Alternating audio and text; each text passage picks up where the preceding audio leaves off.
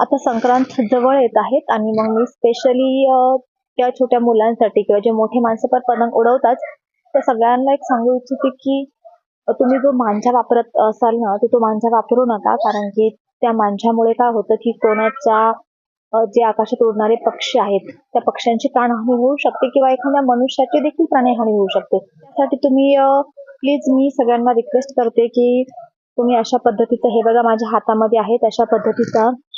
जो आपला म्हणजे आमच्या मराठीमध्ये बोलतात की गोधडी शिवायचा जो दोरा आहे तो दोरा वापरत जा, कारण की तो दोरा लवकर तुटत पण नाही आणि कोणाच्या जीवाची प्राणहानी पण होणार नाही, अगदी पक्ष्यांची, कारण की ते मुख्य प्राणी असतात, त्यांना काही समजत नसतं.